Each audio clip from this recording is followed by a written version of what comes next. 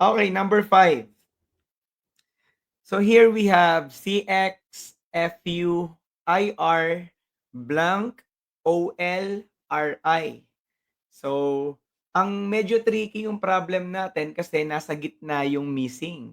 Usually kasi 'di ba laging nasa dulo, tama? Nasa dulo yung mga blank. So this time nasa gitna, kaya medyo tricky siya. So we have 4 choices, letter A, LO, B, LS, C, LM, D, LP. Okay, so para hindi kayo malito guys, wag niyong pagsasabayin yung pag-solve nito ha. Unahin niyo muna yung first letter. O, tignan natin.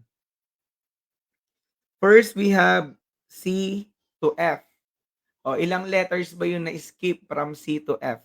So, C, nag-skip tayo ng D tsaka E bago napunta sa F. So, we have 2 na in-skip letters natin, no? Next, from F to I.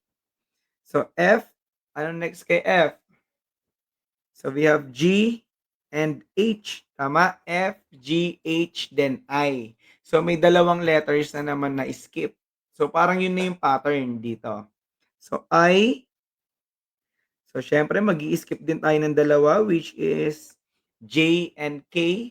So, ang lalabas dito na first letter natin is letter L. Okay? Yun nga lang, sa choices natin, lahat ng first letter is L. Wala tayong ma-eliminate, no? Unlike kanina may na-eliminate na kaagad tayo, eh, sa mga possible answers, eh. So ngayon, paano natin makukuha yung second letter? So kung i-o-observe niyo guys, yung ating second letter, parang ano, eh, pabalik 'no? X, U, then U, R, then dito. Kumbaga reverse yung alphabet.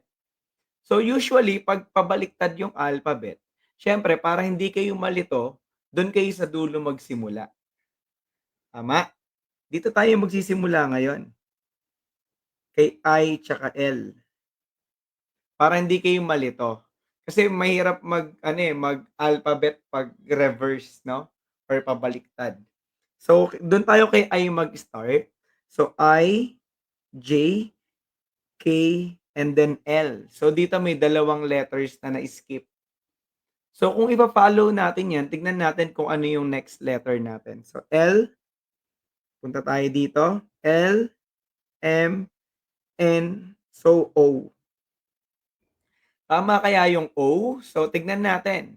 So punta tayo dun sa next, O, P, Q, and then R.